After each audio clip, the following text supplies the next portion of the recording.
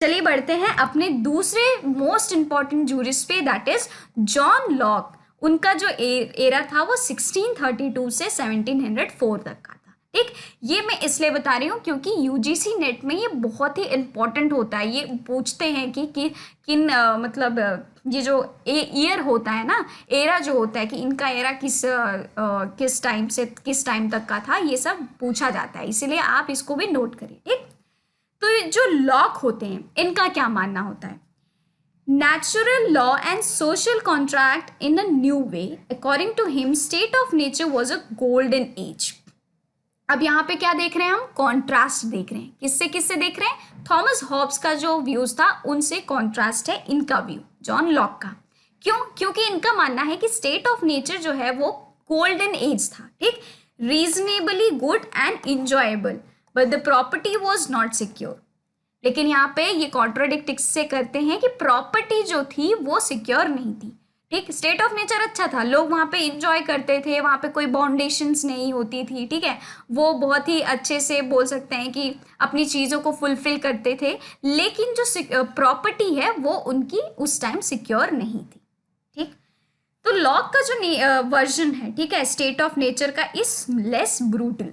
ठीक, जिस तरह से थॉमस हॉब्स ने बताया कि ऐसा ऐसा होता था, स्टेट ऑफ वॉर ही रहता होगा अगर ये जो स्टेट ऑफ नेचर था उस समय में लोग झगड़ते रहते थे, लड़ते रहते थे, मरते रहते थे। ठीक है, लेकिन इनका मानना है कि लेस ब्रूटल था। ठीक, unlike Thomas Hobbes, Locke believe that human nature is characterized by reason and tolerance. Reason and tolerance पे ह्यूमन का जो नेचर है, ठीक है, बिहेवियर है, वो देखा जा सकता है। ठीक, state of nature is pre political but it is not pre moral. Pre political है ये, बट प्री मॉरल नहीं है, क्योंकि स्टेट ऑफ नेचर में मोरालिटी का जो कॉन्सेप्ट है वो बहुत ज्यादा था, रादर देन यहाँ पे जो पॉलिटिकल जो चीजें हैं। ठीक है, पॉलिटिकल वैल्यूज नहीं थे, एकदम एग्जिस्ट नहीं करते थे, लेकिन जो मॉरल वैल्यूज थे जो स्टेट ऑफ नेचर में वो एग्जिस्ट करते थे। ठीक, persons are assumed to be equal in such a state. वहाँ पे इक्वालिटी का जो पर्सपेक्टिव है वो हमें स्टेट ऑफ नेचर में देखने को मिलता था। ठीक, therefore are equally capable of discovering and being bound by the law of nature. ठीक, the law of nature which is the Locke's view is on the basis of morality. Morality के ही ऊपर ये बात करते हैं। ठीक है, हर एक चीज में इनकी ये थी कि लोगों की जो इंस्टिंक्ट्स होती थी, कॉन्शियसनेस होती थी, वो ज्यादा मायने रखती थी। ठीक, given to us by God, commands that we not harm others with regards to their life, health, liberty और possession। ये जो लॉ ऑफ नेचर है, ठीक है, वो भगवान के द्वारा दिया गया है, जहाँ पे हम क्या करेंगे, हम लोगों की जो लाइफ है, हेल्थ है और लिबर्टी जो है और पोजेशन जो है उस पर हैम्पर नहीं करेंगे। ये किसका माना था? लॉक का माना था। ठीक है, because we all belong to equally to God. ठीक है, इनका ये माना था कि हम सब इक्वल हैं, भगवान के नज़र में हम सारे लोग इक्वल हैं, because we can not take away that which is rightfully his. We are prohibited from harming one another. यहाँ पे हमें प्रोहिबिट किया जाता था, ठीक है, कि हम एक दूसरे को हार्म ना करें। So the state of nature is a state of liberty where persons are free to pursue their interest and plans free from interference, and because of law of nature and the restriction that it imposes upon person, it is relatively peaceful। तो ये इनका मानना था कि relatively ये peaceful है। ठीक है, जो स्टेट ऑफ नेचर है, लेकिन कुछ कुछ चीजें जैसे प्रॉपर्टी जो है सिक्योर नहीं रहती है। ठीक है, वहां पे स्टेट ऑफ नेचर में लॉक के पर्सपेक्टिव से देखे तो इन कुछ कुछ चीजें ऐसी है जिसके वजह से जो स्टेट है वो एमर्ज हुआ। आगे बात समझ में। अब आते हैं हम अपने अगले जूरिस्ट पे, जो कि बहुत इंपॉर्टेंट है, जेन जिकेस रूसो। ठीक, इनका एरा था 1632 से 1704 तक। ठीक, इनका क्या मानना था? Man is born free and he is everywhere in chains. जो इंसान है वो पैदा किया गया है, वो मतलब फ्री। जब वो पैदा था तो वो फ्री था, लेकिन पैदा होने के बाद वो चेन्स में बंधने लगा हर जगह।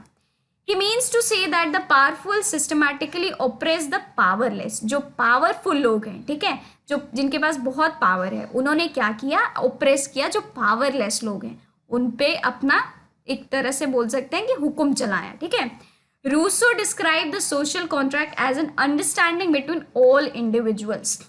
लोगों के बीच में ये अंडरस्टैंडिंग पैदा हुई, ठीक है, रूसो का ये मानना था, जिसके वजह से सोशल कॉन्ट्रैक्ट थ्योरी जो है वो एमर्ज हुआ। Society should be free, genuine, political liberty must be in place and it ought to provide safety.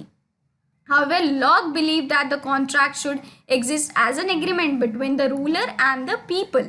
On the other hand, Rousseau argued that the contract should exist only between the people themselves. Locke का मानना था कि ये जो contract होना चाहिए ये people और क्या जो रूलर है उनके बीच में एग्जिस्ट करना चाहिए, ठीक है। लेकिन जो रूसो होते हैं उनका मानना है कि ये जो कॉन्ट्रैक्ट है ये एग्जिस्ट होना चाहिए लोगों के बीच में ही सिर्फ, ठीक है, रूलर ऐसा सच कॉन्सेप्ट नहीं होना चाहिए, ठीक है। ये जैन जिकिस रूसो का मानना होता है। तो ये थे कुछ इंपॉर्टेंट जूरिस्ट जिन्होंने अपना व्यू दिया है on this social contract of theory, that is origin of state. जो स्टेट था वो ओरिजिनेट कैसे हुआ, ठीक है, क्या ज़रूरत पड़ी कि स्टेट जो है वो ऑकरेंस में आया, तो ये उनके थॉट्स थे, ये इनके व्यूज़ थे, ठीक है। Thank you so much for having me on this lecture. I hope कि आपको आज का लेक्चर बहुत ही अच्छे से समझ आ गया होगा, इन जूरिस्ट के बारे में भी समझ आ गया होगा कि इन्होंने क्या क्या अपने आइडियाज़ थॉट्स दिए हैं इस पे सोशल कॉन्ट्रैक्ट थियरी पे, और ये बहुत ही इंपॉर्टेंट है आपके एग्जाम्स के पर्सपेक्टिव से। सो प्लीज़ अगर आपको ये वीडियो इन्फॉर्मेटिव लगी हो, अच्छी लगी हो, तो लाइक करें, शेयर करें, सब्सक्राइब करें मेरे चैनल को, और कमेंट ज़रूर करें कि आपको ये जो लेक्चर है वो कैसा लगा। Thank you so much. और मेरी एक इंस्टाग्राम आईडी है लीगल स्कैनिंग करके, वहाँ पे भी मैं लॉ से अपडेटेड रहती हूँ, हमेशा इससे रिलेटेड पोस्ट वगैरह डालती रहती हूँ। बहुत ही लॉ से रिलेटेड इन्फॉर्मेशंस हैं जो रीसेंट आ रहे हैं या फिर जो पुराने हैं सब्जेक्ट से रिलेटेड डालती रहती हूँ। तो go and watch there also, stay connected with me, और मिलते हैं हम अपने अगले सेशन में एक नए वीडियो के साथ जो कि इम्पॉर्टेंट होगी आपके एग्जाम्स के पर्सपेक्टिव से। Thank you so much.